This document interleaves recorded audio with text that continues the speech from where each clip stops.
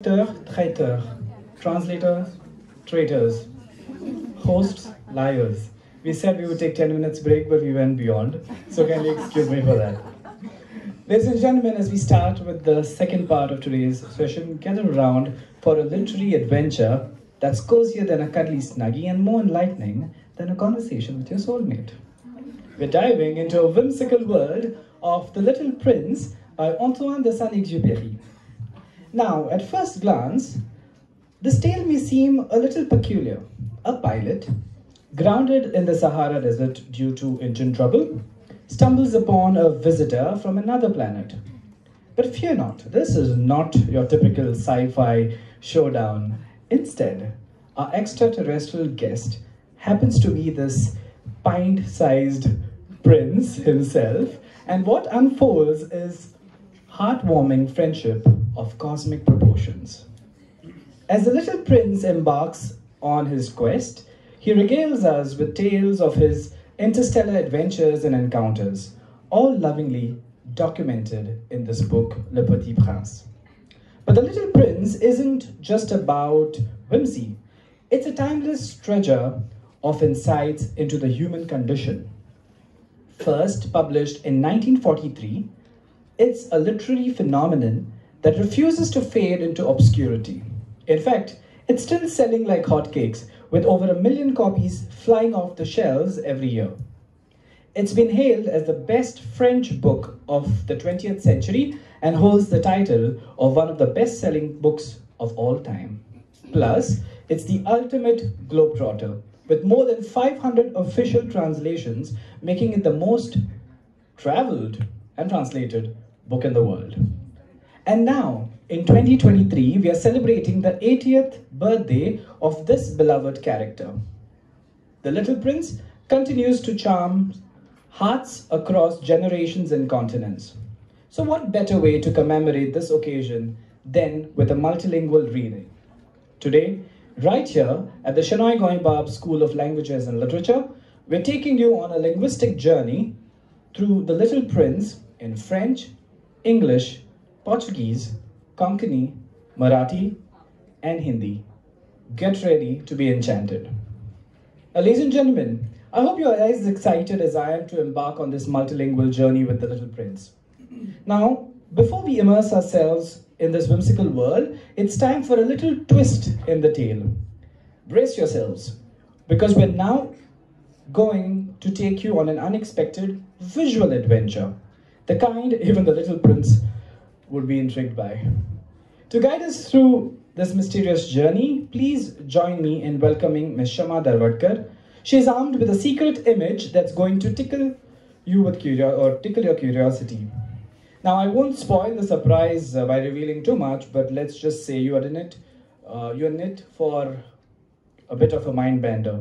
Kshama, the stage is all yours. Let's see if the audience can decipher this riddle, wrapped in an enigma.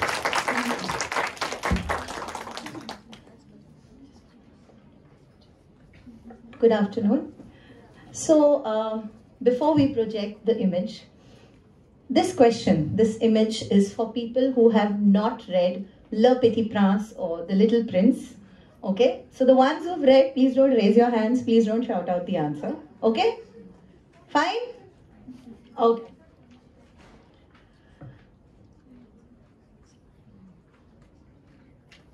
So as we know, the book is full of images, full of drawings, mainly drawn by the narrator.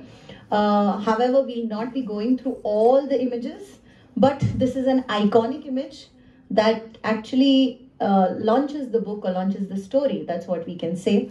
So let's have a look at it and then let's try to figure out what the image is actually about. Okay.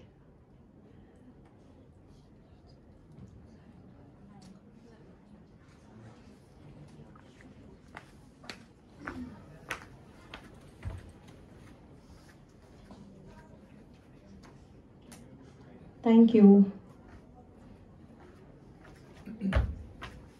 Yes, so here's the iconic image from an iconic book.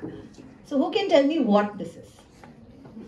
The ones who've not read it, huh? Only the ones who've not read it. So who can tell me what this is? Come on. Yes?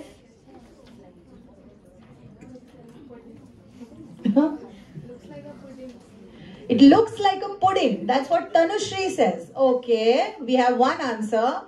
Then? It's a hat. Okay. What else? I don't want to hear that, please. Come on, what did I just say? The ones who've read it, please do not answer. Okay. Oh, that's Purva. A teacher who does not obey rules. Okay. So we got a pudding. That was a nice answer. We got a hat. Anybody has any other propositions? Anything else that you would like to add here?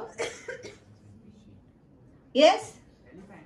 You think it's an elephant? Okay. Okay. Yes, sir? Kida manta, sir? Sir, so sir knows the answer. Okay. So, this drawing is supposed to have been made by Antoine de Saint-Exupéry, fictional narrator in Le Petit Prince or The Little Prince, which was first published in 1943. When he was 6 years old, he also says that in the book. He asked the adults if this was a frightening image. Now, none of you found it frightening. Yes? In fact, she found it delicious. Not frightening, definitely not. Hat is not frightening, okay? To his great surprise, almost everyone said it wasn't, because why should anyone be frightened by a hat? Thereafter, he showed them what a drawing was really about, and sadly, the grown-up suggested that he put aside his drawings and devote himself to geography, history, arithmetic, and grammar. I think at some point in life, we were also told the same thing. We were told to study, we were told to focus. Mainly in my case, I think it was science. So I think that's what we all went through. But can we see what the image is actually about?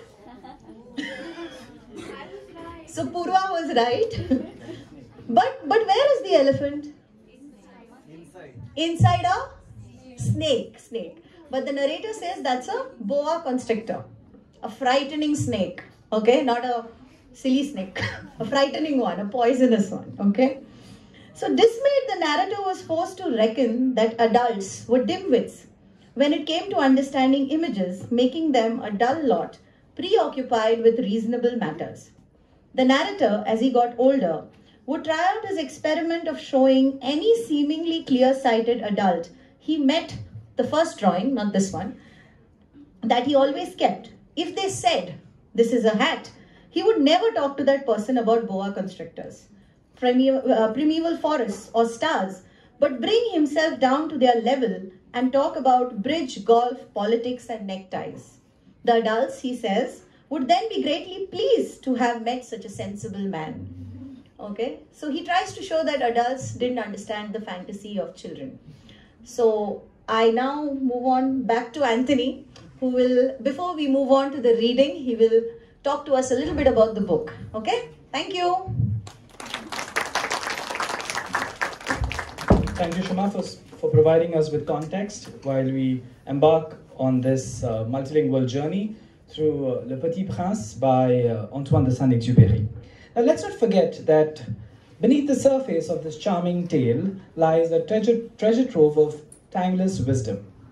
A Little Prince may be pint-sized, but his messages pack a punch that's as relevant today as it was when he first graced the pages in 1943. Sure, it might seem like a simple story on the surface, but trust us. This prince is more than what meets the eye, and the nuggets of wisdom are pure gold. So what are we looking out for as we venture into this multilingual reading session? 1. Secrecy. A Little Prince knows that most essential things in life are invisible to the eye. And he's about to take us on a journey where mysteries and secrets abound. From riddles spoken by a snake to the hidden truths on earth. Get ready for a masterclass in decoding the enigmatic. Second, the narrator's drawings. As we flip through the pages, keep an eye out for the drawings sprinkled throughout. These illustrations remind us that sometimes words alone can't capture the essence of a story. Saint-Exupéry teaches us that pictures are worth 1,000 words, and in this case, they are essential to truly understanding the narrative. Third, taming. Ever wondered what it takes to tame someone or to be tamed yourself? Well, the fox in our tale has the answers. It's not just about a casual encounter. It's about creating ties that bind. Our little prince meets characters stuck in the routines, but it's the fox who reveals the secret to true connection. Get ready to explore the rituals and sacrifices that make relationships truly special. So as we dive into this reading adventure, keep these motifs in mind, because The Little Prince is not just a story. It's a journey through the intricacies of life itself. Now that we have uncovered the hidden gems within The Little Prince, it's time to get with the reading session. Now here's the game plan. Chapter 1 will unfold the enchanting cadence of Konkani, setting the stage for our linguistic journey. Chapter 2 is where the real multilingual magic happens. Get ready to experience the charm of The Little Prince in not 1, not 2, but 6 languages: French, Marathi, English, Hindi, Portuguese, and of course Konkani. Chapter 13 that follows continues our linguistic voyage with the same impressive lineup of languages. Then chapters 21 and 25 promise a twist, We'll sample these chapters in all 6 languages so you get a taste of The Little Prince's wisdom from multiple perspectives. And finally, chapter 27 brings us back to the familiar shores of English, ensuring we wrap up our journey on a language we all understand. So get ready to be whisked away by the multilingual magic of The Little Prince as we explore the essence of this timeless beauty and the timeless tale across languages and cultures. Now to start with, I would like to introduce our readers to you. To celebrate this vibrant tapestry of languages with our exceptional lineup of readers for today's multilingual reading, we have with us our first reader, Ms. Dharwadkar, an assistant professor in the discipline of French and Francophone studies, bringing the eloquence of French to life. With a track record as a professional translator and interpreter, Kshama has not only walked the linguistic tightrope, but also shared her expertise through research papers and translation workshops. Kshama, please take your seat on the dais.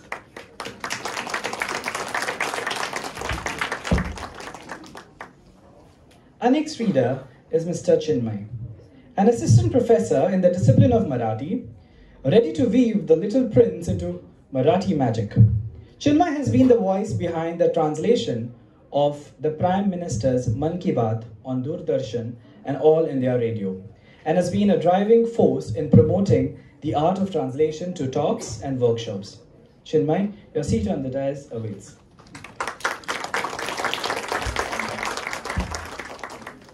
Our next reader is Dr. Anjali Chaubey, an assistant professor in the discipline of English who will bring The Little Prince to life in English.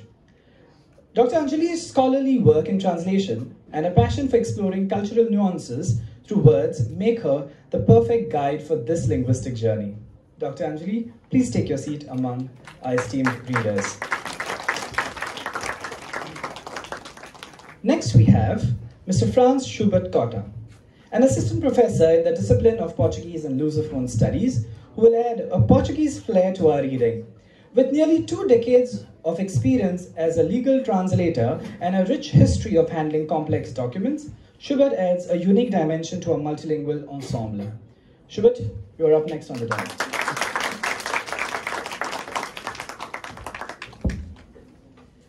Next we have Ms. Mamata Verlekar, an assistant professor in the discipline of Hindi, ready to infuse The Little Prince with the magic of Hindi. Mamata's dedication to translation, including her work on poems from Konkani, showcases her commitment to bridging linguistic divides. Mamata, please join the readers on the dais.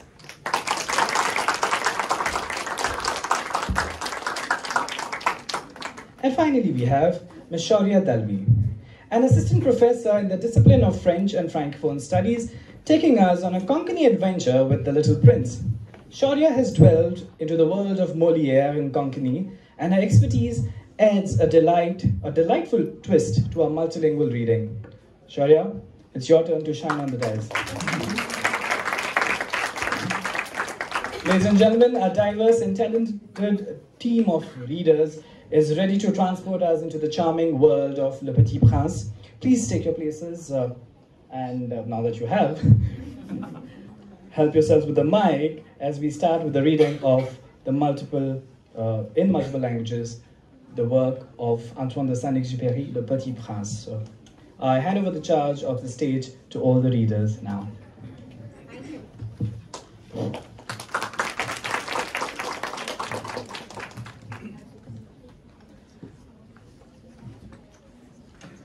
स वर्साचो आसतना सैमाच्यो खरेल्यो काणयो नावाचे एक पुस्तक म्हज्या हातान पडले. पुस्तक पुर्विल्ल्या मुस्तींतल्या अटंग्या राना विशयीचे आशिल्ले. तातूंत हांवें एक अप्रूप चित्र पळयलें. चित्रांत एक हार एका सावदाक गिळटालो. पुस्तकान बरयल्ले, हार सावदा अख्खी गिळटा, चाबून खायना, मागीर तांकां माणे लागता, हालूंक धोलूंक येना, आनी उपरांत मुखावेले 6 म्हयने गिळिल्ले जिरोवपा खातीर ते न्हिदून रावतात. रानांतल्या असल्या अप्रूप गजाली विशीं हांवें त्या वेळार खूब येवजिलें आनी रंगीत पेन्सिलीन हांगा थंय थोडे भिरकटायले. उपरांत हांवें म्हगेलें पयलें चित्र काडलें. जीव ओतून काडिल्लें म्हगेलें हें बऱ्यांतलें बरें चित्र हांवें जाणटेल्यांक दाखयलें आनी तांकां विचारलें, तुमकां ह्या चित्राचो भंय दिसता? भंय कित्याक दिसतलो? चेप्याक म्हूण कोण भियेता? तांणी जाप दिली. हांव चेप्याचें चित्र काडूंक नाशिल्लें. एक अख्खो हत्ती गिळून माणे लागून पडिल्ल्या एका हाराचें चित्र आशिल्लें तें. पूण जाणटेल्यांक तें समजूंक नाशिल्लें. म्हूण हांवें आनी एक चित्र काडलें. जाणटेल्यांक सगळें बारीक बारीक समजावन सांगचें पडटा. तांकां समजुपाक सोंपें पडचें म्हूण हे खेपे हांवें हाराचे भितरलें आंग चितारलें. हे खेपे जाणटेल्यांनी म्हाका हाराची भितरली वा भायली आंगां चितारपाचें सोडून भुगोल, इतिहास, गणित, व्याकरण बी शीक म्हूण सांगलें. देखून 6 वर्साचे पिरायेचेरूच हांवें चित्रां काडपाचें सोडून दिलें. नाजाल्यार आज घडये हांव एक बऱ्यांतलो बरो चित्रकार म्हूण नांव जोडूंक पावतलो आशिल्लो. म्हगेल्या पयल्या वयल्या दोनी चित्रांक मेळिल्ल्या अपेसाक लागून हांव निर्शेल्लो. ह्या जाणटेल्यांचें सदांच हें अशें. खासा तांकां कितेंच सारकें समजना आनी भुरग्यांक बावड्यांक सदां सगळें बारीक बारीक समजायत रावचें पडटा. उपरांत हांवें म्हजे खातीर एक वेगळोच वेवसाय वेंचून काडलो. हांव विमान चलोवपाक शिकलो. विमानान हांव पुराय संवसारा वयल्यान इल्लो भोंवला. हातूंत म्हाका म्हगेल्या भूगोलाच्या गिन्यानाचो आदारूय जाला.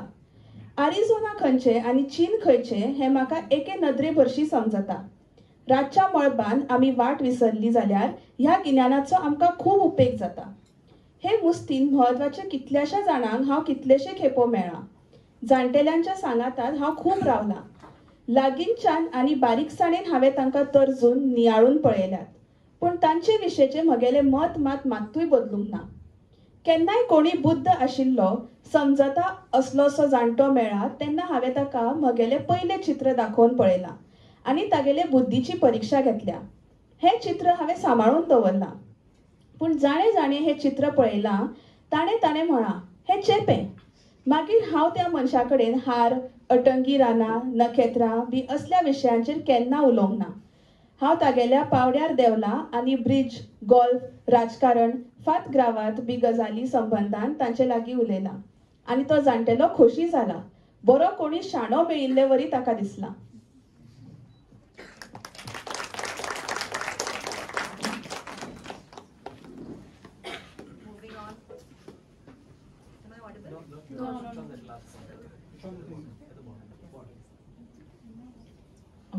Moving on to chapter 2.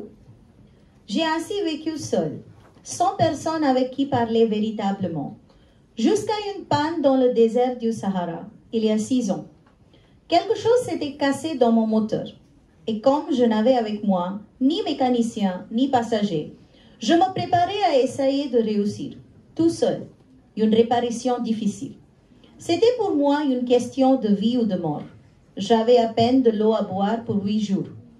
Le premier soir, je me suis donc endormie sur le sol, à 1000 milles de toute terre habitée. J'étais bien plus isolée qu'un naufragé sur un radeau au milieu de l'océan.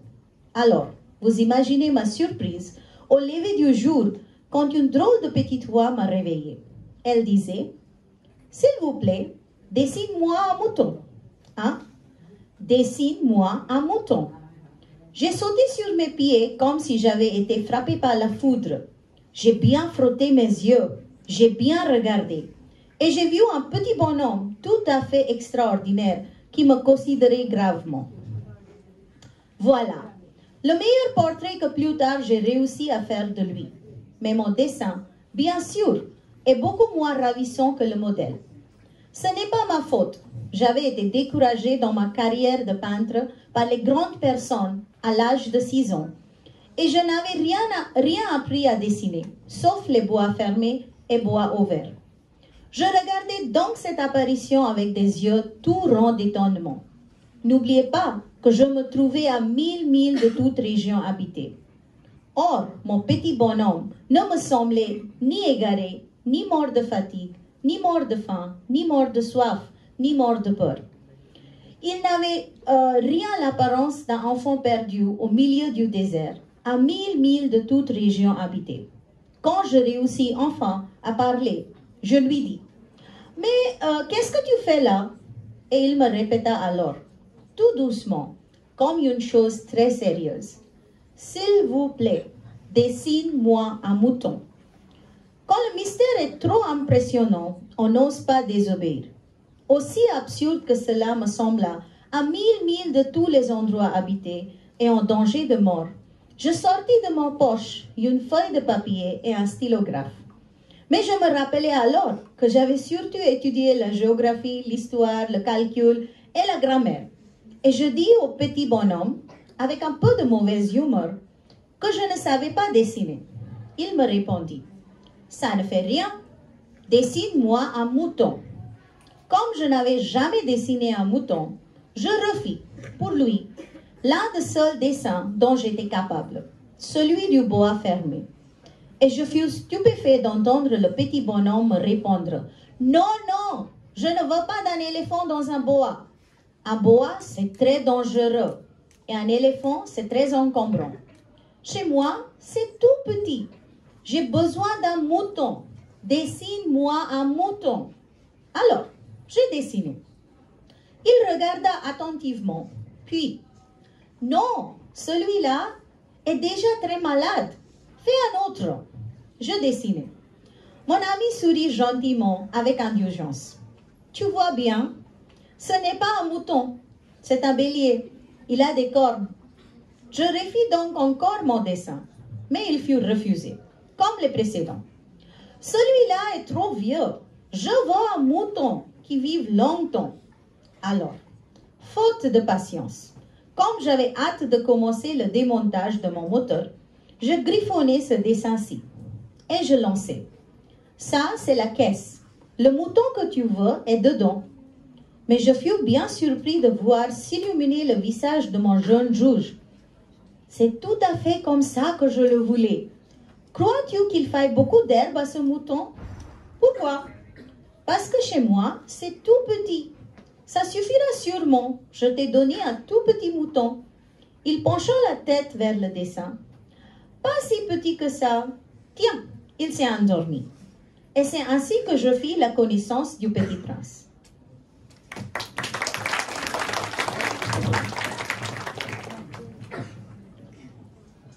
तेव्हा मी आपला तसा एकटाच असायचो पुष्कळदा.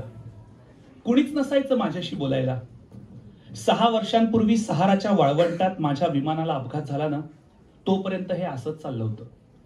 माझ्या विमानाच्या इंजिनात काहीतरी बिघाड झाला. त्या दिवशी माझ्या इंजिनचं काहीतरी बिघडलं होतं. माझ्याबरोबर ना कुणी मेकॅनिक होता ना कुणी प्रवासी. विमान दुरुस्तीचं अवघड काम एकट्यानेच करायच्या प्रयत्नात मी होतो. माझ्या दृष्टीनं तो माझ्यावर ओढवलेला जीवन मरणाचा प्रश्न होता. कारण माझ्याजवळ आता जेवढं पाणी उरलं होतं ते फार फार तर आठवडाभर जेमतेम पुरलं असतं. रात्र झाली. माणसांची वस्ती हजारो मैल दूर. त्या प्रचंड अफाट वाळवंटात मी तसाच झोपून गेलो. भर समुद्रात जहाज फुटल्यामुळे एखाद्या तराफ्यावर तरंगत राहणाऱ्या खलाशासारखा मी एकाकी होतो. आणि अशा अवस्थेत भल्या पहाटे एका गमतीदार आवाजाने मला जेव्हा जागं केलं तेव्हा मला किती म्हणजे किती आश्चर्य वाटलं असेल याची तुम्ही नुसती कल्पना करा. कुणीतरी मला म्हणत होतं, प्लीज मला मेंढीचं चित्र काढून दे ना. मला मेंढीचं चित्र काढून दे ना एक. तो आवाज पुन्हा आला. अंगावर वीज पडावी तसा मी ताडकन उठलो. डोळे खूप चोळले आणि पाहतच राहिलो. एक अतिविलक्षण छोटीशी बटुवामन मूर्ती माझ्याकडे गंभीरपणे निरखून बघत होती. पुढे पुष्कळ दिवसानंतर माझ्या परीने खूप प्रयत्नपूर्वक तिचं चित्र मी काढलं. ते चित्र मी तुम्हाला दाखवतोच. अर्थात माझं हे चित्र प्रत्यक्ष त्या मूर्तीपेक्षा खूपच कमी लोभस आहे. पण त्यात माझा काही दोष नाही बरं का.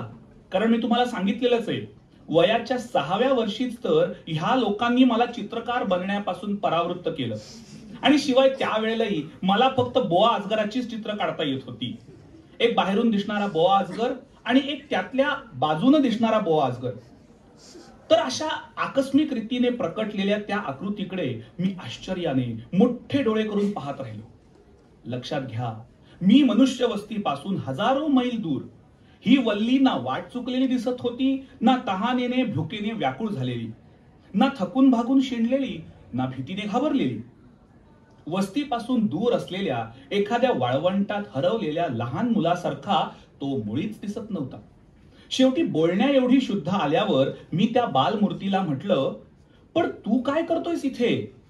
त्याने पुन्हा एकदा अगदी सावकाशपणे पण महत्वाची गोष्ट सांगावी तसं मला म्हटलं, प्लीज मला मेंढीचं चित्र काढून दे.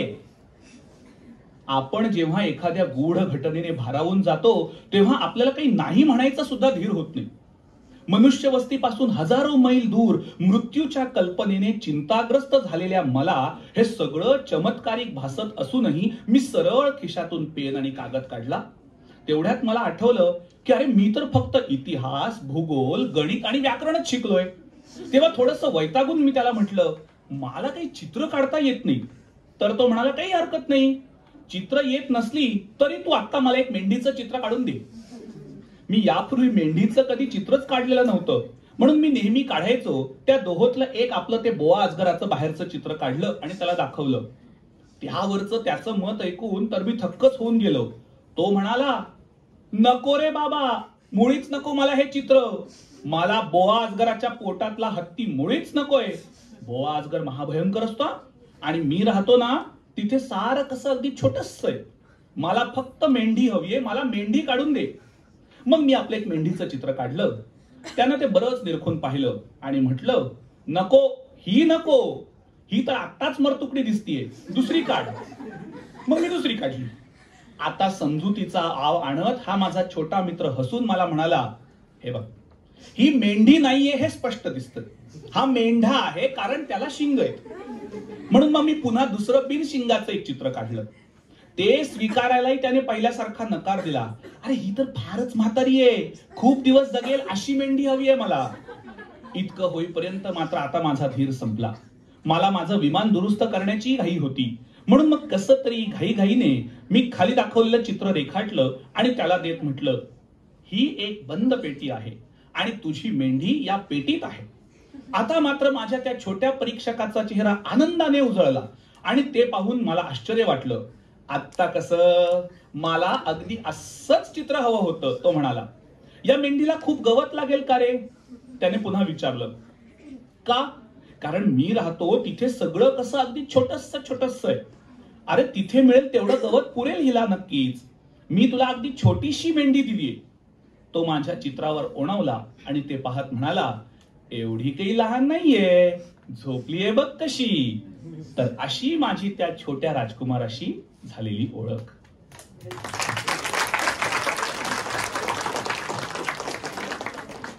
Chapter 2, where the narrator Chapter 2, the narrator crashes in the desert and makes the acquaintance of the little prince. So I lived my life alone, without anyone that I could really talk to, until I had an accident with my plane in the desert of Sahara 6 years ago.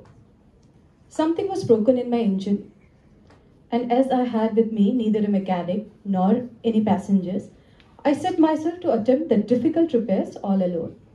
It was a question of life or death for me. I had scarcely enough drinking water to last a week. The first night, then, I went to sleep on the sand, 1,000 miles from any human habitation. I was more isolated than a shipwrecked sailor on a raft in the middle of the ocean. Thus you can imagine my amazement at sunrise when I was awakened by an odd little voice. It said, "If you please, draw me a sheep." What? Draw me a sheep? I jumped to my feet, completely thunderstruck. I blinked my eyes hard. I looked carefully all around me, and I saw a most extraordinary small person who stood there examining me with great seriousness. Here you may see the best portrait that later I was able to make of him, but my drawing is certainly very much less charming than its model. That, however, is not my fault. The grown-ups discouraged me in my painter's career when I was 6 years old, and I never learned to draw anything except boas from the outside and boas from the inside. Now I stared at this sudden apparition with my eyes fairly starting out of my head in astonishment. Remember, I had crashed in the desert 1,000 miles from any inhabited region, and yet my little man seemed neither to be straying uncertainly among the sands, nor to be fainting from fatigue or hunger or thirst or fear. Nothing about him gave any suggestion of a child lost in the middle of the desert, 1,000 miles from any human habitation. When at last I was able to speak, I said to him, "But what are you doing here?" And in answer, he repeated, very slowly, as if he was speaking of a matter of great consequence, "If you please, draw me a sheep." When a mystery is too overpowering, one dare not disobey. Absurd as it might seem to me, 1,000 miles from any human habitation and in danger of death, I took out of my pocket a sheet of paper and my fountain pen. But then I remembered how my studies had been concentrated on geography, history, arithmetic, and grammar, and I told the little chap, a little crossly too, that I did not know how to draw. He answered me, "That does not matter. Draw me a sheep." But I had never drawn a sheep, so I drew for him one of the two pictures I had drawn so often. It was that of the boa constrictor from the outside. And I was astounded to hear the little fellow greet it with, "No, no, no, I do not want an elephant inside a boa constrictor. A boa constrictor is a very dangerous creature and an elephant is very cumbersome. Where I live, everything is very small. What I need is a sheep. Draw me a sheep." So then I made a drawing. He looked at it carefully. Then he said, "No, this sheep is already very sickly. Make me another." So I made another drawing. My friend smiled gently and indulgently. "You see yourself," he said, "this is not a sheep. This is a ram. It has horns." So then I did my drawing over once more. But it was rejected too, just like the others. "This one is too old. I want a sheep that will live a long time." By this time, my patience was exhausted because I was in a hurry to start taking my engine apart. So I tossed off this drawing. And I threw out an explanation with it. "This is only his box. The sheep you asked for is inside." I was very surprised to see a light break over the face of my young judge. "That is exactly the way I wanted it. Do you think that this sheep will have to have a great deal of grass?" "Why?" "Because where I live, everything is very small." "There will surely be enough grass for him," I said. "It is a very small sheep that I have given you." He bent his head over the drawing. "Not so small that. Look, he has gone to sleep." And that is how I made the acquaintance of the little prince.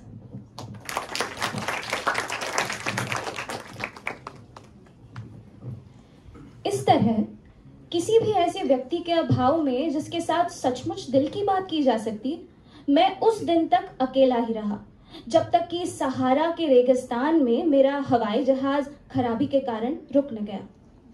इस बात को 6 साल हुए हैं।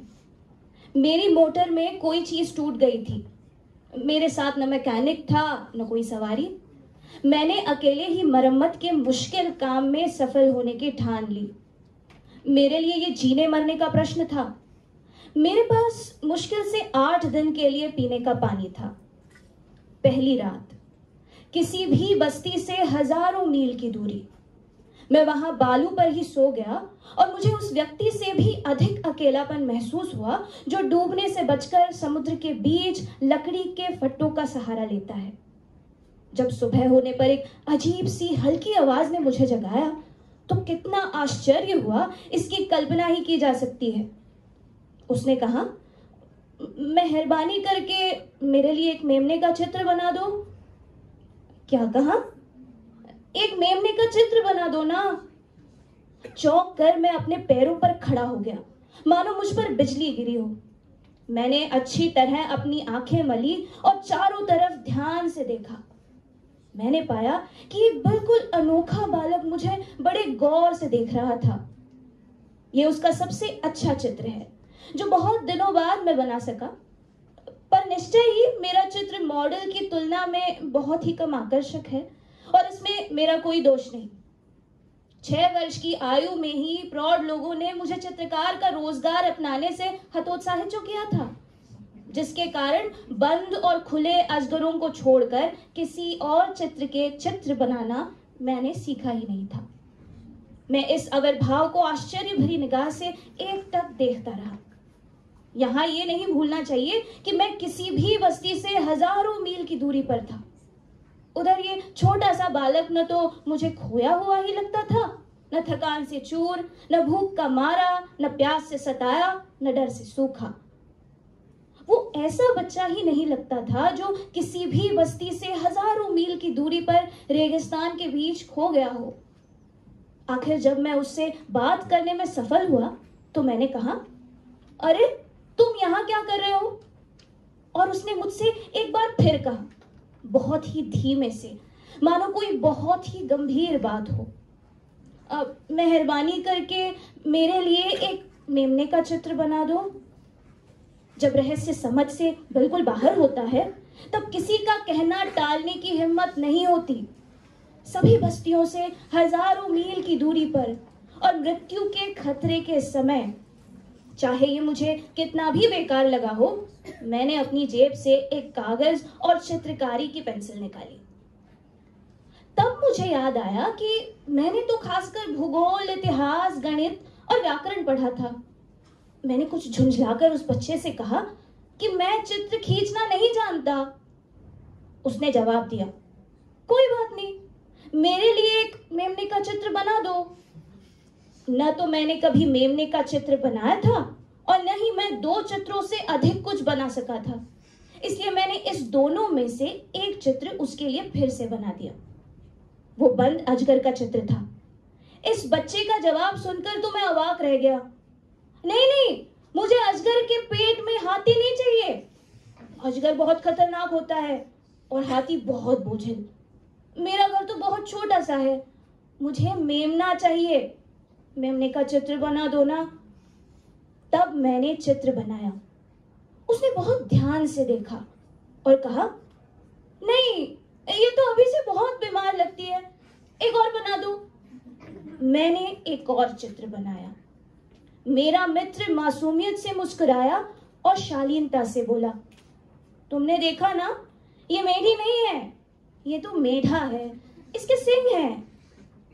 फिर मैंने अपना चित्र बदल दिया। पहले के चित्रों की तरह वो भी स्वीकृत नहीं हुआ। ये तो बहुत बूढ़ा है, मुझे ऐसा मेमना चाहिए तो बहुत दिनों तक जिए। और धैर्य न रहने के कारण और क्योंकि मुझे मोटर को खोलना शुरू करना था, मैंने वो चित्र घसीट मारा और कहा, देखो ये तो डिब्बा है और जो मेमना तुम्हें चाहिए वो इस डिब्बे के अंदर है। तब अपने कम उम्र परीक्षक का खिला हुआ चेहरा देखकर मुझे बहुत ही आश्चर्य हुआ। उसने कहा, अरे ये ठीक वैसा ही बना है जैसा मैं चाहता था। तुम्हारे विचार में क्या इसे बहुत सी घास की जरूरत होगी? क्यों? क्योंकि मेरा घर बहुत छोटा सा है। निश्चय ही उतनी जगह काफी होगी। मैंने तुम्हें बहुत छोटा सा मेमना ही दिया है।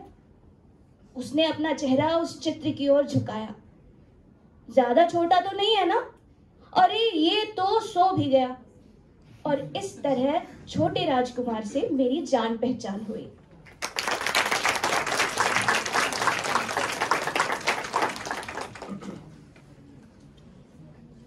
Vivi, portanto, só, sem amigo com quem pudesse realmente conversar até o dia, cerca de 6 anos atrás, em que tive um pane no deserto do Saara. Alguma coisa se quebrara no motor. E como não tinha comigo mecânico ou passageiro, preparei-me para empreender sozinho o difícil concerto. Era para mim questão de vida ou de morte. Só dava para 8 dias a água que eu tinha. Na primeira noite, adormeci, pois sobre a areia, a milhas e milhas de qualquer terra habitada. Estava mais isolado que o náufrago numa tábua, perdido no meio do mar. Imaginem então a minha surpresa quando, ao despertar do dia, uma vozinha estranha me acordou. Dizia: por favor, desenha-me um carneiro. Hein? Desenha-me um carneiro. Pus-me de pé, como atingido por um raio. Esfreguei os olhos, olhei bem e vi um pedacinho de gente inteiramente extraordinário que me considerava com gravidade. Eis o melhor retrato que, mais tarde, consegui fazer dele. Meu desenho é, seguramente, muito menos sedutor que o modelo. Não tenho culpa. Fora desencorajado, aos 6 anos da minha carreira de pintor, e só aprendera a desenhar jiboias abertas e fechadas. Olhava, pois, essa aparição com olhos redondos de espanto. Não esqueçam que eu me achava 1000 milhas de qualquer terra habitada. Ora, o meu homenzinho não me parecia nem perdido, nem morto de fadiga, nem morto de fome, de sede ou de medo. Não tinha absolutamente a aparência de uma criança perdida no deserto a 1000 milhas de região habitada. Quando pude, enfim, articular a palavra, perguntei-lhe: mas, que fazes aqui? E ele repetiu-me então, brandamente, como uma coisa muito séria: por favor, desenha-me um carneiro. Quando o mistério é muito impressionante, a gente não ousa desobedecer. Por mais absurdo que aquele que me parecesse a 1000 milhas de todos os lugares habitados e em perigo de morte, tirei do bolso uma folha de papel e uma caneta. Mas lembrei-me então que eu havia estudado a preferência geografia, história, cálculo e gramática e disse ao garoto, com um pouco de mau humor, que eu não sabia desenhar. Respondeu-me: não tem importância, desenha-me um carneiro. Como jamais houvesse desenhado um carneiro, refiz para ele um dos 2 únicos desenhos que sabia, o de jiboia fechada.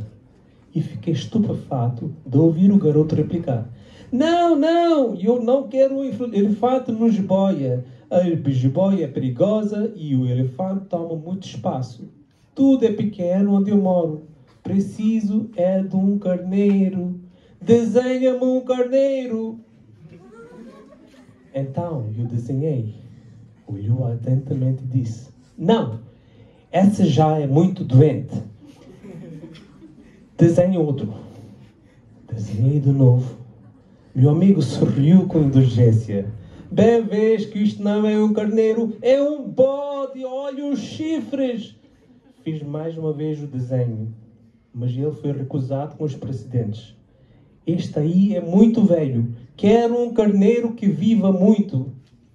Então, perdendo a paciência, como tinha depressa de desmontar o motor, rabisquei o desenho ao lado e arrisquei. Esta é a caixa. O carneiro está dentro. Mas fiquei surpreso de ver iluminar-se a face do meu pequeno juiz. Era assim mesmo que eu queria. Será preciso muito capim para esse carneiro? Por quê? Porque é muito pequeno onde eu moro. Qualquer coisa chega. E eu te dei um carneirinho de nada. Então, inclinou a cabeça sobre o desenho. Não é tão pequeno assim. Olha, adormeceu. E foi desse modo que eu travei conhecimento um dia com o pequeno príncipe.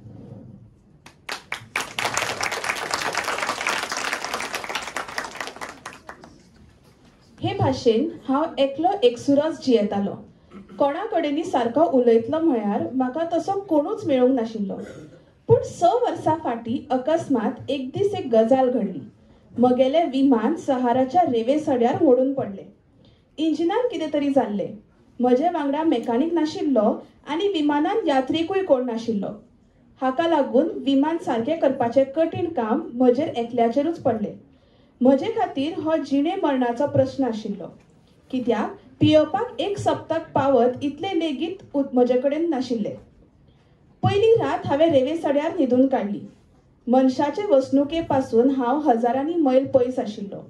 भर दर्यान तारू फुटचे आनी फुटिल्ल्या फळ्यांचेर तारवट्यान उफेत रावचे त्याच्याकूय पाश्ट म्हजी गत जाल्ली.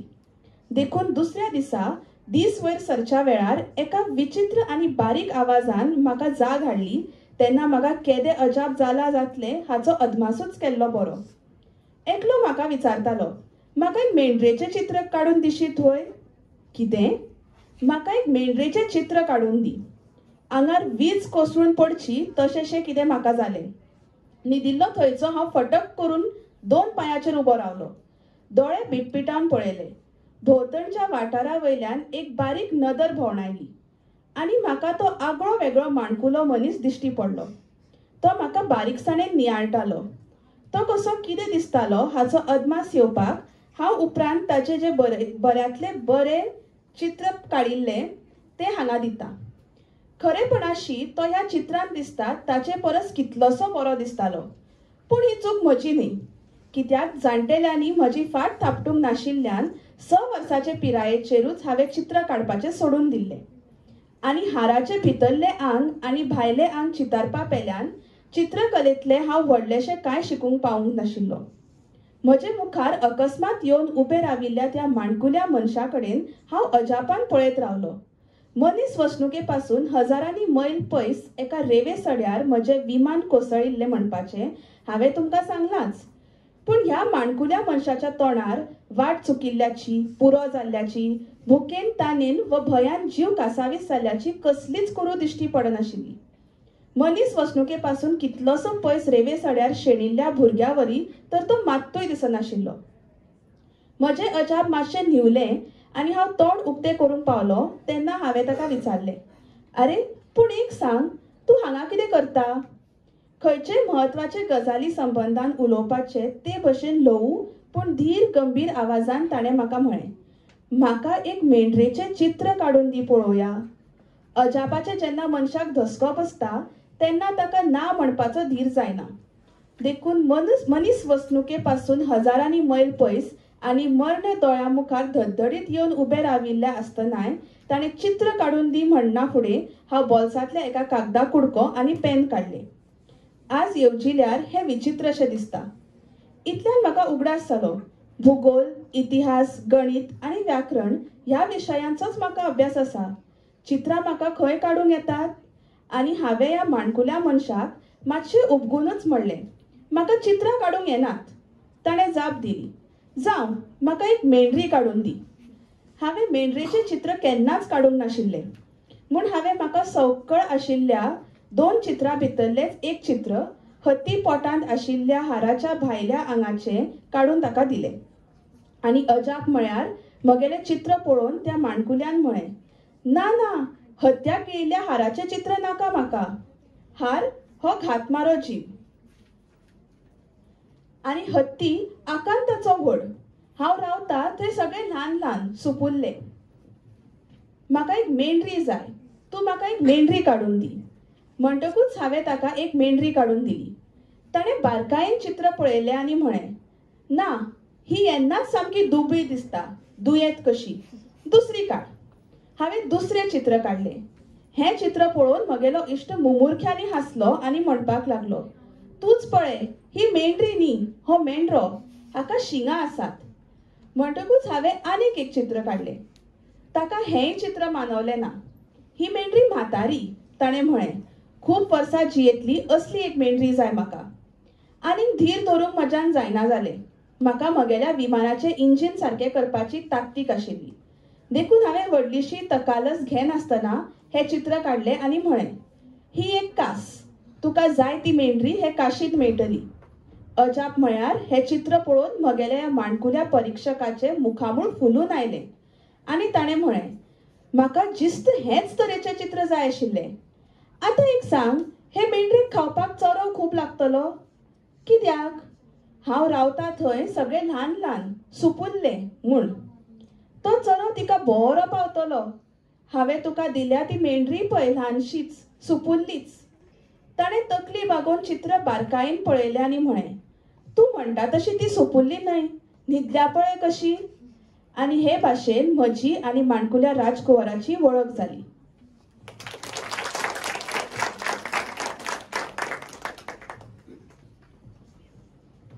Tell us the name of the translators if they are there. Yes. And the year of translation. Just for us to know. I think that's important. मराठीतला जो अनुवाद आहे तो लतिका मांडे यांनी केलाय आणि याच गेल्या 1 दशकभरात झालेले. तारीख याच्यावर नाहीये तर नेमकी आठवत नाही. This English translation doesn't carry the name of the translator at all. Just the publisher. It's because the Little Prince we done several times. Okay, perhaps. This is perhaps some addition. Hindi में इसके 2 अनुवाद हैं. एक नन्हा राजकुमार नाम से जो लाल बहादुर सिंह ने किया है, और ये जो मैं पढ़ रही हूँ ये छोटा राजकुमार है जिसका अनुवाद किया है जगवंश किशोर बलबीर ने 2004 में. कोंकणीचो अणकार माधवी सरदेसायन केला आनी हो 1995 उजरावणी जाल्या हाची बाय जाग प्रकाशन. I don't seem to be getting my translator's name, so I think it's because it's been repeatedly translated. Yeah.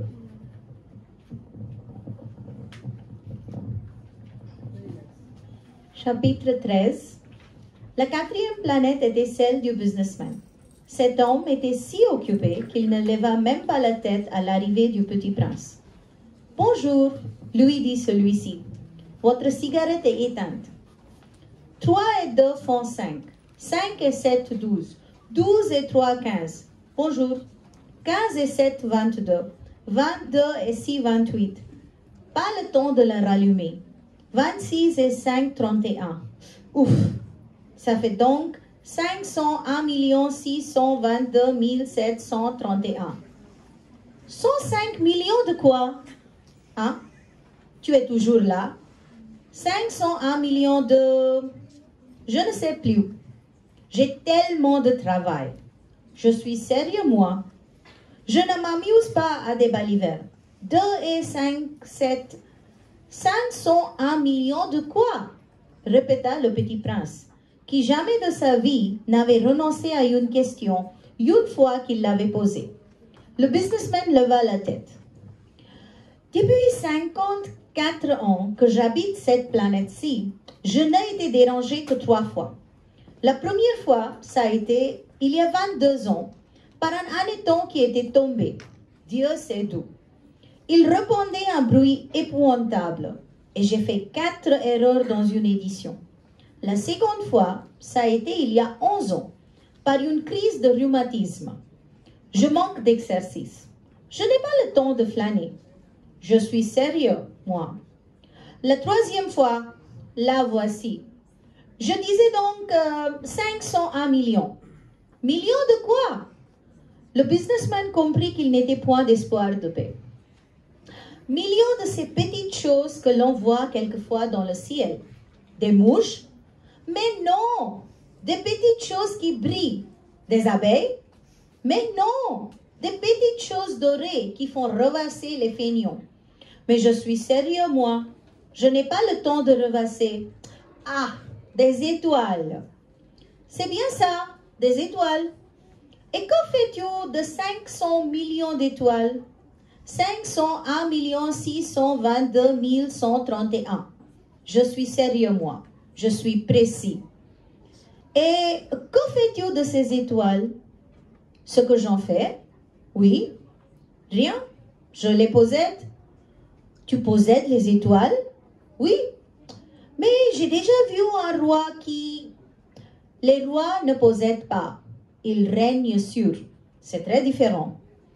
Et à quoi cela te sert-il de posséder les étoiles? Ça me sert à être riche. Et à quoi cela te sert-il d'être riche? À acheter d'autres étoiles, si quelqu'un en trouve. Celui-là se dit en lui-même, le petit prince, il raisonne un peu comme mon ivrogne. Cependant, il posa encore des questions. Comment peut-on posséder les étoiles? À qui sont-elles? Riposta le businessman. Je ne sais pas. À personne. Alors, elles sont à moi, car j'y ai pensé le premier. Ça suffit? Bien sûr. Quand tu trouves un diamant qui n'est à personne, il est à toi. Quand tu trouves une île qui n'est à personne, elle est à toi. Quand tu as une idée le premier, tu l'as fait breveter, elle est à toi. Et moi, je possède les étoiles, puisque jamais personne avant moi n'a songé à les posséder. Ça, c'est vrai, dit le petit prince. Et qu'en fais-tu? Je les gère, je les compte et je les recompte, dit le businessman. C'est difficile, mais je suis un homme sérieux. Le petit prince n'était pas satisfait encore. Moi, si je possède un foulard, je puis le mettre autour de mon cou et l'emporter. Moi, si je possède une fleur, je puis cueillir ma fleur et l'emporter. Mais tu ne peux pas cueillir les étoiles. Non, mais je puis les placer en banque. Qu'est-ce que ça veut dire?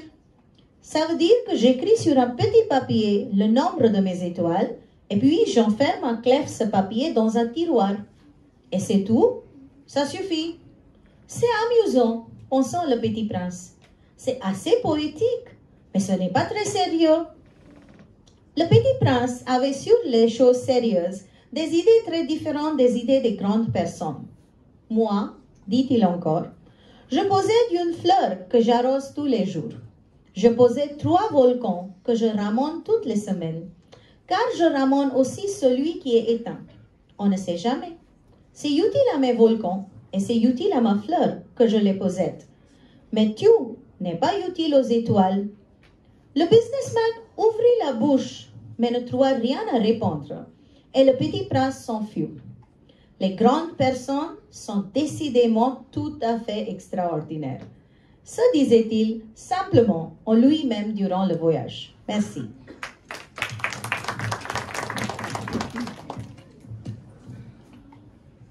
चौथा ग्रह एका व्यापाऱ्याच्या मालकीचा होता. हा गृहस्थ कामात एवढा गढून गेला होता की राजकुमार तिथे आल्यावर त्याने मान सुद्धा वर केली नाही. नमस्ते, राजकुमार म्हणाला. ओ महाशय, तुमची सिगरेट पार विझून गेलीये. 3 + 2 = 5. 5 + 7 = 12. 12 + 3 = 15. नमस्ते. 15 + 7 = 22. 22 + 6 = 28. मला सिगरेट पुन्हा पेटवायला सवड नाहीये. 26 + 5 = 31. उफ, म्हणजे सगळे मिळून एकूण 50,16,22,737 झालेत. तर 50 कोटी? 50 कोटी काय? छोट्या राजकुमारने पुन्हा विचारलं. आपल्याला आता माहित झालंच आहे की राजकुमाराने एकदा एखादा प्रश्न विचारला की त्याचा पिच्छा तो काही सोडणं शक्य नाही. गेली 54 वर्ष मी इथे राहतोय. एवढ्या अवधीत फक्त 3दा माझ्या कामात व्यत्यय आला. पहिल्यांदा 26 वर्षांपूर्वी एक भुंगा आला होता इथे. कुठून आला देव जाणे, पण काही अशी भुणभुण सुरू केली त्याने माझ्या बेरजेत 4 चुका होऊन बसल्या. दुसऱ्यांदा म्हणजे पुन्हा 11 वर्षांपूर्वी पुन्हा प्रत्यय. त्यावेळेला संधिवाताचा जरा त्रास सुरू झाला. व्यायामुळे घडतच नाही ना आम्हाला, म्हणून भटकत बसायला वेळ कोणाला इथे. आणि तिसऱ्यांदा म्हणजे आत्ताच. तर मी काय म्हणत होतो, 50 कोटी. 50 कोटी काय? राजपुत्र आपला हेका काही सोडेना. व्यापाराला कळून चुकलं की आता उत्तर दिल्याशिवाय आपल्याला शांतता मिळणं शक्य नाही. 50 कोटी म्हणजे त्या केव्हा तरी आपल्याला आकाशात छोट्या छोट्या गोष्टी दिसतात बघा, त्या 50 कोटी म्हणजे माशा? मुळीच नाही. ते चमकणार रे, तो व्यापारी म्हणाला. काजवे? नाही नाही नाही, त्या छोट्याशा रुपेरी वस्तू ज्यांच्यामुळे काही माणसं म्हणजे खगोलशास्त्रज्ञ वगैरे आपली दिवा स्वप्न रंगवत बसलेले असतात ना, त्या. मात्र मी तसला नाही हा. या मूर्ख माणसांसारखी दिवा स्वप्न बघत बसायला इथे सवड कोणालाय? ओ म्हणजे तुम्ही ताऱ्यांबद्दल बोलताय तर अगदी बरोबर, तारेच तर म्हणतोय मी. आणि त्या 50 कोटी ताऱ्यांचं तुम्ही काय करताय? राजकुमारने विचारलं. आहा, नुसते 50 कोटी नाही, 50 कोटी 16,22,737. बघ हा, या असल्या गोष्टी मी फार गंभीरपणे घेतो. माझं म्हणजे कसं अगदी अचूक असतं. पण तुम्ही इतक्या ताऱ्यांचं करता तरी काय? राजकुमाराने पुन्हा विचारलं. मी त्यांचं काय करतो? काही नाही, करत काहीच नाही. ते फक्त माझ्या मालकीचे. काय? तुमची या साऱ्या ताऱ्यांवर मालकी आहे? हो. पण मला तर आधीच एक राजा भेटला होता आणि तो तर म्हणत होता की राजाची कशावर मालकी बिलकी नसते, राजा फक्त राज्य करतात. राज्य करतो म्हणे. मालकी असणं आणि राज्य करणं यात पुष्कळ फरक असतो. पण ताऱ्यावर मालकी असण्यामध्ये तुम्हाला काय हो फायदा? त्यामुळे मी श्रीमंत होतो. आणि श्रीमंत असण्याचा काय फायदा? राजकुमाराने पुन्हा विचारलं. श्रीमंत असल्यामुळे जर कुणाला नवीन तारे सापडले तर मी ते विकत घेऊ शकतो. हा लेकाचा त्या दारुड्या इतकाच शहाणा दिसतोय, राजकुमार स्वतःशी म्हणाला. तरी पण त्याला आणखी प्रश्न विचारायचे होतेच. ताऱ्यावर कुणा एखाद्याची मालकी कशी काय प्रस्थापित होऊ शकते? का न व्हायला काय झालं? बरं तू सांग, ते कुणाकुणाच्या मालकीचे आहेत? व्यापाऱ्याने जरा त्राग्यानेच उलट विचारलं. मला काय माहित, पण ताऱ्यांवर कुणाची मालकी नसते. कुणाचीच नसते ना? मग तर ते माझ्याच मालकीचे, कारण कुणाच्याही आधी मीच त्यांच्या मालकीचा विचार केलेला आहे. बस मालकी मिळवण्यासाठी तेवढं पुरतं. अर्थात तुला जर एखादा हिरा सापडला आणि तो कुणाच्याही मालकीचा नसला तर तो तुझा होतो, नाही का? कुणाचीही मालकी नसलेलं एखादं बेट जर का तू शोधून काढलंस तर ते तुझ्याच मालकीचं ठरतं. आणि ते तुझं पेटंटही कसं बरं निश्चित होतं? बस तसेच हे सगळे तारेही माझ्या मालकीचे आहेत, कारण आजपर्यंत कुणीही त्यांच्या मालकीचा विचार मनात सुद्धा आणलेला नाही. हो, खरंच आहे तुझं म्हणणं, राजकुमार म्हणाला. पण या सगळ्या ताऱ्यांचं तुम्ही करत काय असता? मी त्यांचा कारभार पाहतो, व्यापारी म्हणाला. मी ते पुन्हा पुन्हा मोजतो. फार कठीण काम आहे ते, पण अशी कठीण कामं माझ्यासारख्या गंभीर स्वभावाच्या व्यक्तीलाच आवडणार. राजकुमाराचं अजूनही समाधान झालेलं नव्हतं. तो म्हणाला, जर एखादा रेशमी गळापट्टा असला माझ्या मालकीचा असेल तर तो मी जवळ बाळगू शकतो, त्याला गळ्याभोवती गुंडाळू शकतो, पाहिजे तेव्हा काढून टाकू शकतो. समजा एखाद्या फुलावर तुमची मालकी असेल तर ते फूल मी खुडून माझ्या बरोबर नेऊ शकतो. पण तुमचे हे तारे थोडेच तुम्ही असे आकाशातून तोडून बरोबर घेऊन जाणार आहात? नाही, मी तारे तोडून काही बरोबर नेऊ शकत नाही, पण मी ते बँकेत ठेवू शकतो. बँक म्हणजे काय असतं? म्हणजे काय की मी एका लहानशा कागदावर माझ्या ताऱ्यांची संख्या लिहितो आणि तो कागद एका खणात ठेवतो आणि मग तो खण कुलूप लावून बंद करून ठेवतो. बस एवढंच. हो, तेवढंच पुरेसं असतं, व्यापारी म्हणाला. ही तर फारच गमतीशीर गोष्ट आहे. राजकुमाराच्या मनात आलं, तशी कायच्यामाई आहे जराशी, पण महत्वाची अजिबातच नाही. महत्वाच्या गोष्टीबद्दल राजकुमाराच्या कल्पना वयाने वाढलेल्या माणसांपेक्षा खूप वेगळ्या होत्या. त्याबद्दल तो व्यापाऱ्याला सांगू लागला. माझं स्वतःच असं एक फूल आहे, त्याला मी रोज पाणी घालतो. माझे 3 ज्वालामुखी आहेत. दर आठवड्याला मी त्यांना स्वच्छ करतो. म्हणजे माझ्या मालक असण्याचा माझ्या फुलाला काहीतरी उपयोग होतो, ज्वालामुखींना उपयोग होतो. तुम्ही स्वतःला तुमच्या ताऱ्यांचा मालक म्हणवून घेता, पण त्यांच्या लेखी तर तुम्ही अगदीच कुचकामी दिसता. यावर आता काहीतरी उत्तर द्यायलाच हवं, म्हणून व्यापाऱ्याने तोंड उघडलं खरं, पण उत्तर देण्यासारखं त्याला काही सुचेना. मग तिथे राजकुमार थांबला नाही, फक्त मनाशी म्हणाला, ही मोठी माणसं म्हणजे महाविक्षिप्त. आणि पुन्हा त्याचा प्रवास सुरू झाला.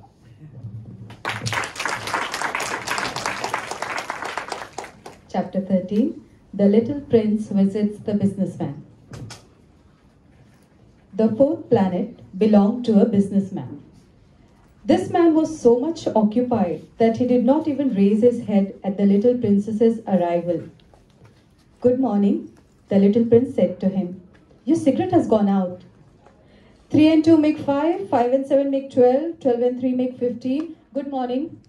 15 and 7 make 22, 22 and 6 make 28. I haven't time to light it again. 26 and 5 make 31. Phew. Then that makes 501,622,731. 500 million, what? Asked the little prince. Are you still there? 501 million. I can't stop. I have so much to do. I'm concerned with matters of consequence. I don't amuse myself with balderdash. 2 and 5 make 7. 501 million what? Repeated the little prince, who never in his life had let go of a question once he had asked it. The businessman raised his head. During the 54 years that I have inhabited this planet, I have been disturbed only 3 times. The first time was 22 years ago, when some giddy goose fell from goodness knows where. He made the most frightful noise that resounded all over the place, and I made 4 mistakes in my addition. The second time, 11 years ago, I was disturbed by an attack of rheumatism. I don't get enough exercise. I have no time for loafing. The third time, well, this is it. I was saying then, 501 millions. Millions of what? The businessman suddenly realized that there was no hope of being left in peace until he answered this question. Millions of those little objects, he said, which one sometimes sees in the sky. Flies? Oh no, little glittering objects. Bees? Oh no, little golden objects that set lazy men to idle dreaming.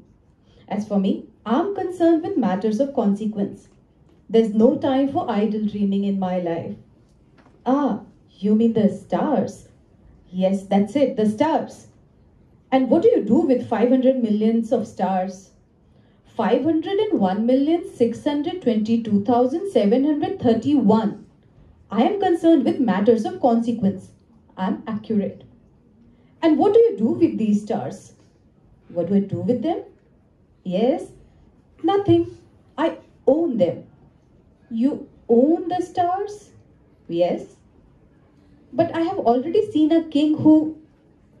Kings do not own, they reign over. It is a very different matter. And what good does it do you to own the stars? It does me the good of making me rich. And what good does it do you to be rich? It makes it possible for me to buy more stars, if any are discovered. This man, the little prince said to himself, reasons a little like my poor tippler. Nevertheless, he still had some more questions. How is it possible for one to own the stars? To whom do they belong? The businessman retorted peevishly. I don't know, to nobody. Then they belong to me, because I was the first person to think of it. Is that all that is necessary? Certainly. When you find a diamond that belongs to nobody, it is yours. When you discover an island that belongs to nobody, it is yours. When you get an idea before anyone else, you take out a patent on it, it is yours. So with me, I own the stars. Because nobody else before me ever thought of owning them. Yes, that is true, said the little prince. And what do you do with them? I administer them, replied the businessman. I count them and recount them. It is difficult, but I am a man who is naturally interested in matters of consequence. The little prince was still not satisfied. See, if I owned a silk scarf, he said, I could put it around my neck and take it away with me. If I owned a flower, I could pluck that flower and take it away with me. But you cannot pluck the stars from heaven. No, but I can put them in the bank. Whatever does that mean? That means that I write the number of my stars on a little paper, and then I put this paper in a drawer and lock it with a key. And that is all? That is enough, said the businessman. It is entertaining, thought the little prince. It is rather poetic, but it is of no great consequence. On matters of consequence, the little prince had ideas which were very different from those of the grown-ups. I myself own a flower, he continued, his conversation with the businessman, which I water every day. I own 3 volcanoes, which I clean out every week. It is of some use to my volcanoes, and it is of some use to my flower that I own them. But you are of no use to the stars. The businessman opened his mouth, but he found nothing to say in answer, and the little prince went away. The grown-ups are certainly altogether extraordinary, he said simply, talking to himself as he continued on his journey.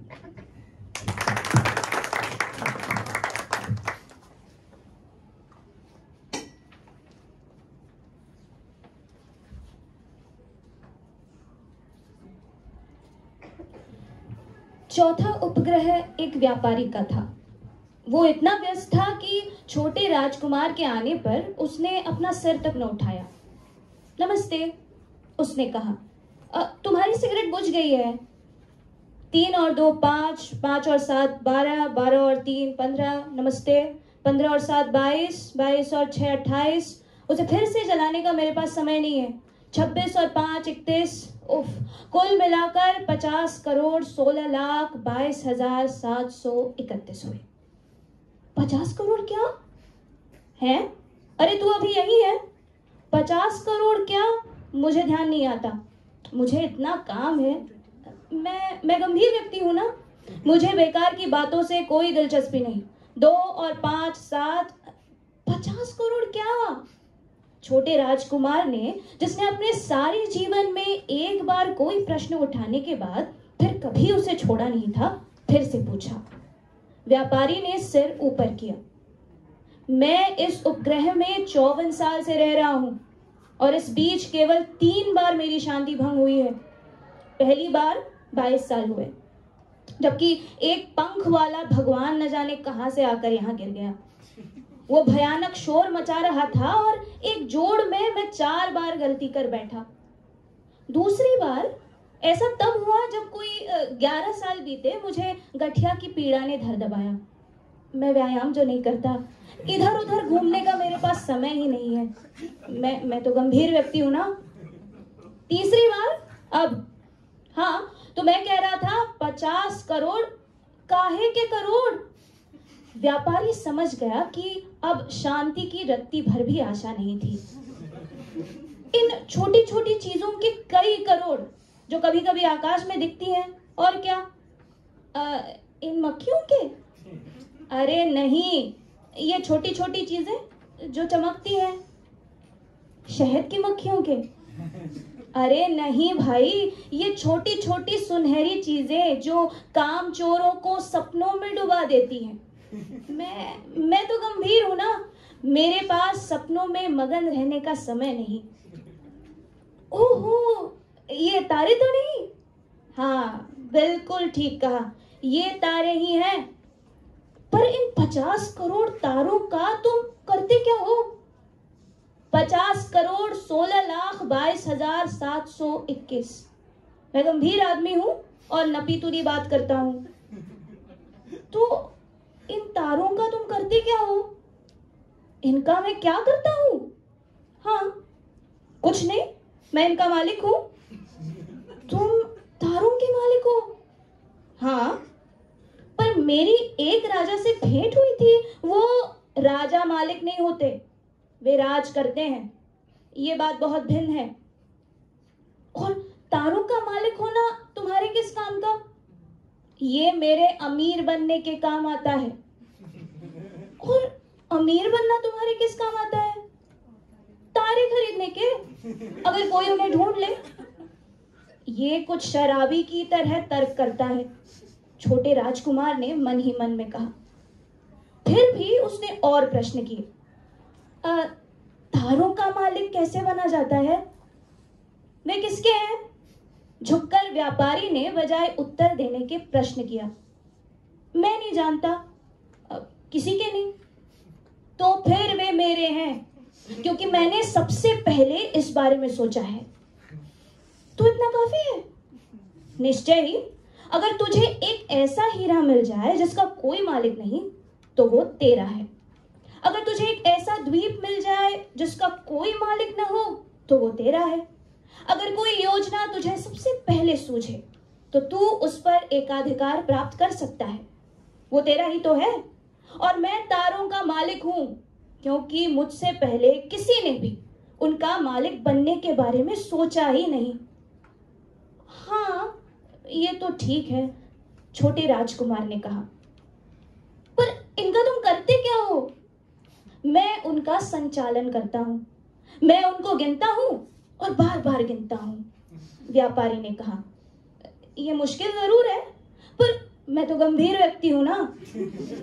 छोटा राजकुमार अभी भी संतुष्ट न हो पाया। मुझे देखो, अगर मेरे पास एक गुलबंद हो तो मैं उससे गला ढक सकता हूं और उसे अपने साथ ले जा सकता हूं। अगर मेरे पास एक फूल है तो मैं उसे तोड़ सकता हूं और अपने साथ ले जा सकता हूं। पर तुम तारों को तोड़ तो नहीं सकते। नहीं, पर मैं उन्हें बैंक में जमा कर सकता हूं। बैंक? इसका मतलब क्या है? इसका मतलब है कि मैं अपने तारों की संख्या छोटे से कागज पर लिखता हूं और फिर इस कागज को एक दराज में रखकर ताला लगा देता हूं। बस इतना ही। ये पर्याप्त है। बड़ी मनोरंजक बात है ये, छोटे राजकुमार ने सोचा। काफी काव्यमय भी है, पर बहुत गंभीर नहीं। गंभीर विषयों पर छोटे राजकुमार के विचार प्रौढ़ व्यक्तियों के विचारों की तुलना में बहुत भिन्न थे। मुझे देखो, फिर उसने कहा, मेरे पास एक फूल का पौधा है जिसे मैं प्रतिदिन सींचता हूं। मेरे पास 3 ज्वालामुखियां हैं जिन्हें मैं प्रति सप्ताह साफ करता हूं। मैं उस ज्वालामुखी की सफाई भी करता हूं जो अब शांत है। कौन जाने कि कब क्या हो जाए। मेरी ज्वालामुखियों और मेरे फूल के लिए ये लाभदायक है कि मैं उनका स्वामी हूं, पर तारों को तुमसे कोई लाभ नहीं। व्यापारी ने मुंह खोला, पर कोई उत्तर न दे सका और छोटा राजकुमार वहां से भाग गया। प्रौढ़ व्यक्ति बिल्कुल असाधारण होते हैं। अपनी यात्रा के दौरान उसने मन ही मन केवल इतना ही कहा।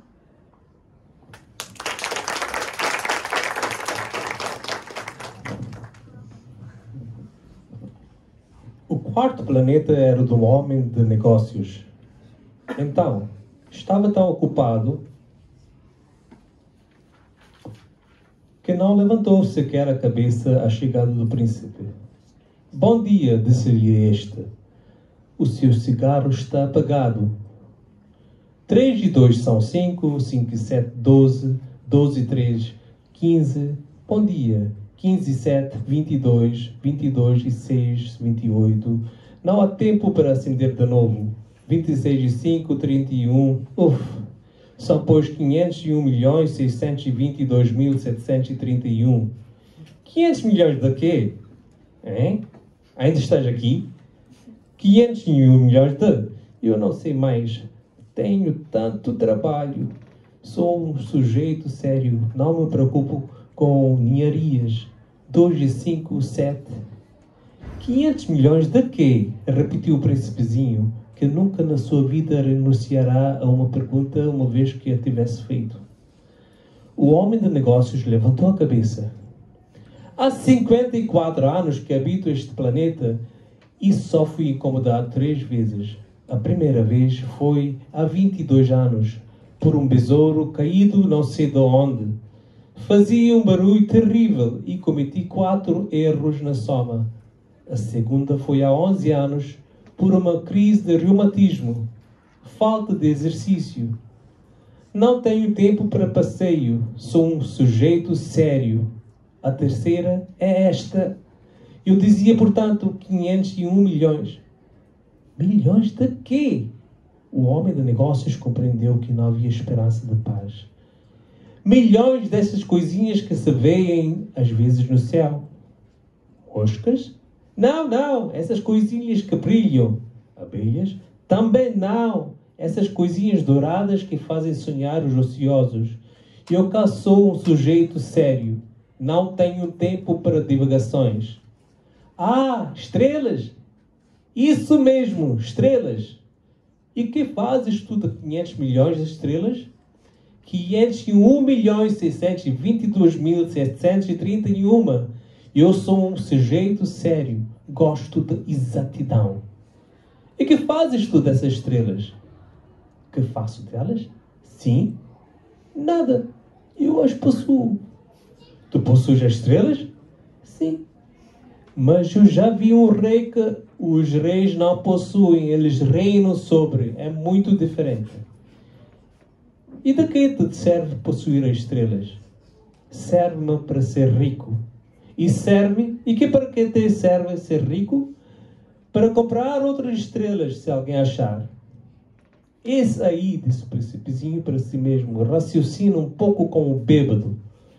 No entanto, fez ainda algumas perguntas. Como pode a gente possuir as estrelas? De que são elas? Respondeu ameaçador o homem de negócios. Eu não sei de ninguém. Logo são minhas porque pensei primeiro. Basta isto?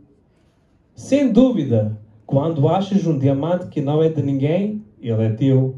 Quando achas uma ilha que não é de ninguém, ela é tua.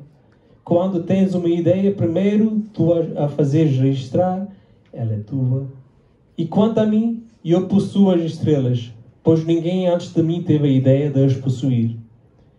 Isso é verdade, disse o príncipezinho. E que fazes tu com elas? Eu as administro, eu as conto e reconto, disse o homem de negócios. É difícil, mas eu sou o homem sério. O príncipezinho ainda não estava satisfeito. Eu, se possuo um lenço, posso colocá-lo em torno do pescoço e levá-lo comigo. Se possuo uma flor, posso colher a flor e levá-la comigo. Mas tu não podes colher as estrelas. Não, mas eu posso colocá-las no banco. O que quer dizer isto? Isso quer dizer que eu escrevo num papelzinho o número das minhas estrelas. Depois, trago o papel, a chave, numa gaveta. Só isto? E basta! É divertido, pensou o príncipezinho. É bastante poético, mas não é muito sério. O príncipezinho tinha sobre as coisas sérias ideias muito diversas das ideias das pessoas grandes. E eu, disse ele ainda, possuo uma flor que rego todos os dias. Possuo 3 vulcões que revolvo toda semana, porque revolvo também o que está extinto. A gente nunca sabe. É útil para os meus vulcões, é útil e útil para a minha flor que eu os possua. Mas tu não és útil às estrelas. O homem de negócios abriu a boca, mas não achou nada a responder, e o príncipezinho se foi. As pessoas grandes são mesmo extraordinárias, repetia simplesmente no percurso de viagem.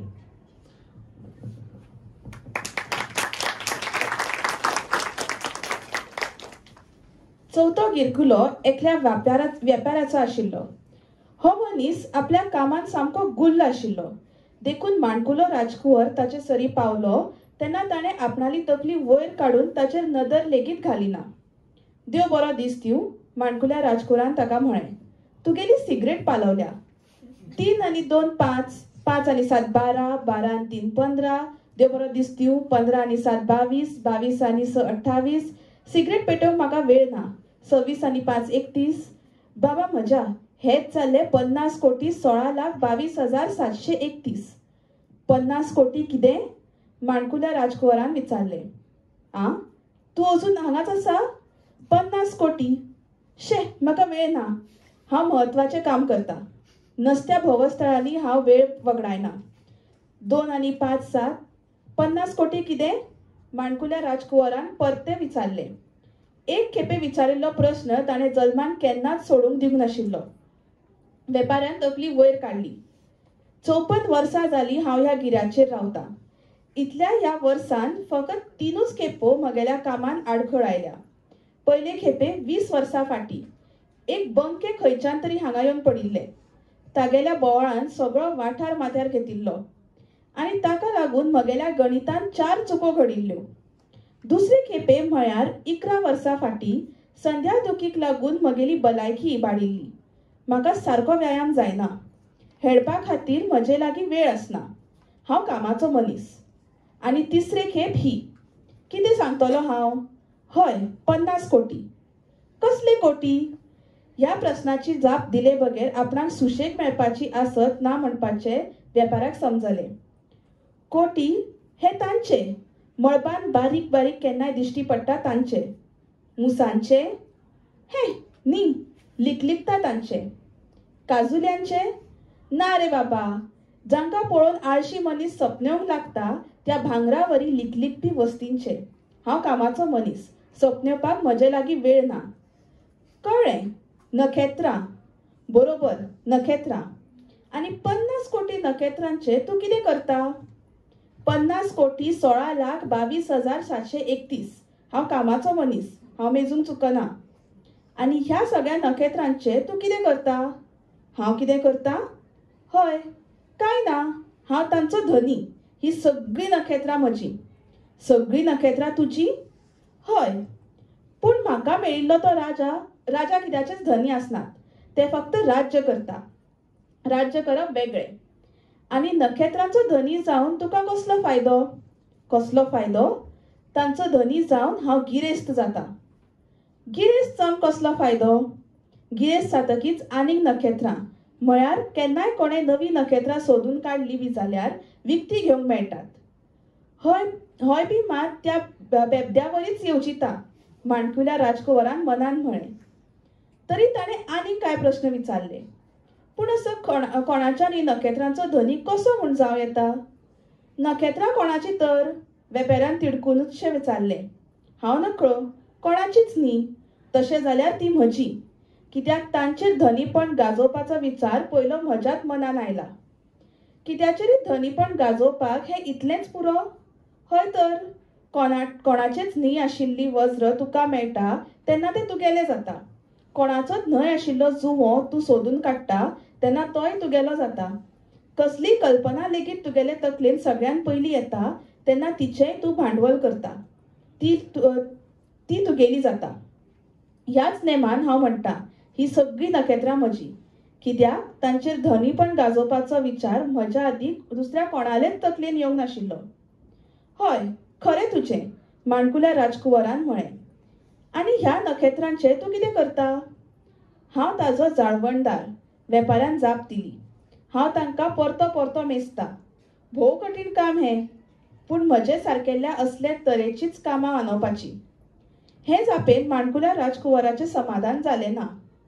म्हजे लागीं एक रस्माची शाल आसली जाल्यार ती पांघरून म्हज्यान जाय थंय व्हरूं येता. म्हजे लागीं एक फूल आसलें जाल्यार तेंय तोडून हांव वांगडा घेवन येता. ही भाशेन तुका मळबांतली नखेत्रां तोडूंक मेळनात. हय, पूण ती म्हज्यान बँकेन घालूंक येता. म्हळ्यार कितें? म्हळ्यार म्हगेल्या नखेत्रांचो आंकडो हांव एका कागदाच्या चिटाऱ्याचेर बरयता आनी मागीर हो चिटारो खणान दवरून खणाक कुलूप घालता. जालें? इतलेंच? हय, इतलेंच. वेपाऱ्यान जाप दिली. मजाच शी, माणकुल्या राजकुंवरान येवजिलें. हातूंत काव्य आसा खरें, पूण ही व्हडलीशी म्हत्वाची गजाल न्ही. म्हत्वाच्या गजाली विशीं माणकुल्या राजकुंवराली मतां जाणटेल्यांच्या मतां परस वेगळी आशिल्लीं. म्हजे लागीं एक फूल आसा. ह्या फुलाक हांव सद्दां शिंपतां. म्हजे लागीं 3 ज्वाळामुखी आसात. दर 7 दिसांनी हांव ते निवळ करतां. एकलो मेल्लो ज्वाळामुखी आसा तोय हांव निवळ करतां. केन्ना कितें जायत सांगू नजो म्हणून. हांव ह्या फुलाचो आनी ज्वाळामुखींचो धनी. म्हगेल्या धनीपणाचो म्हगेल्या फुलाक आनी ज्वाळामुखींक इल्लो तरी उपेग जाता.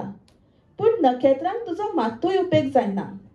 वेपाऱ्यान उलोवंक म्हणून आपणालें तोंड उक्तें केलें, पूण ताचे लागीं जाप नाशिल्ली. आणि माणकुल्या राजकुंवरान थंयच झुकी काढली. जाणटेली खऱ्यांनीच आगळी वेगळी असतात, परते त्याच्या मनात आयले.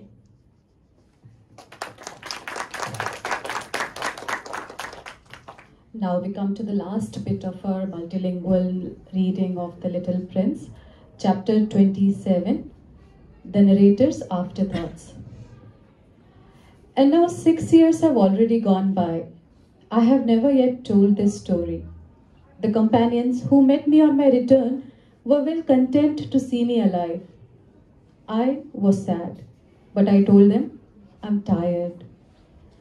Now my sorrow is comforted a little. That is to say, not entirely, but I know that he did go back to his planet because I did not find his body at daybreak.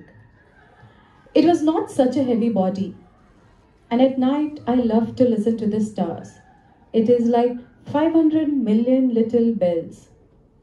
But there's one extraordinary thing. When I drew the muzzle for the little prince, I forgot to add the leather strap to it. He will never have been able to fasten it on his sheep. So now I keep wondering what is happening on his planet. Perhaps the sheep has eaten the flower? At one time I say to myself, surely not. The little prince shuts his flower under her glass globe every night, and he watches over his sheep very carefully. Then I am happy, and there is sweetness in the laughter of all the stars. But at another time I say to myself, at some moment or other one is absent-minded, and that is enough. On some evening he forgot the glass globe, or the sheep got out without making any noise in the night. And then the little bells are changed to tears. Here then is a great mystery for you and for me. Nothing in the universe can be the same if somewhere, we do not know where, a sheep that we never saw has, yes or no, eaten a rose. Look up at the sky. Ask yourselves, is it yes or no? Has the sheep eaten the flower? And you will see how everything changes. And no grown-up will ever understand that this is a matter of so much importance. Thank you.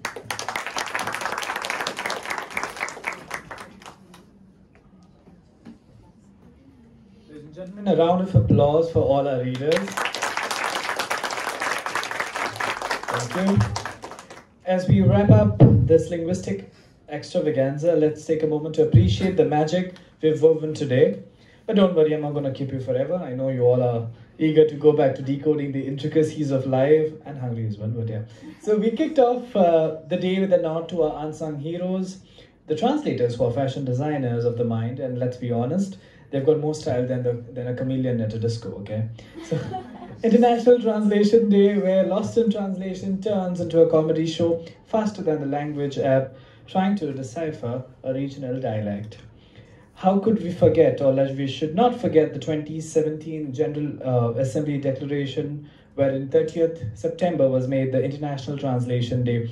It's like discovering the universal remote control for global misunderstanding. This year's theme, Unveiling the Many Faces of Humanity, reminded us that in the world of translation, misunderstandings are just plot twists waiting to happen. And now, as we prepare to bid adios, let's keep this short and sweet, just like a perfectly translated haiku. I would like to extend my gratitude to our Dean, Professor Anuradha Wagle, to our chief guest, Mrs. Hema Naik, the faculty members from various disciplines of Shenoy Goimbab School of Languages and Literature, readers, and you, audience, the students. As we say goodbye to International Translation Day 2023, remember that humor, like a well-translated joke, transcends borders and brings people closer. May your days be filled with laughter, your words travel faster than light, and your translations continue to unite the world, one sentence at a time. Thank you all for being part of this linguistic roller coaster. Until next time, keep translating, keep laughing, and keep the spirit of International Translation Day alive. Farewell, and may your dictionaries always be within arm's reach. Thank you so much.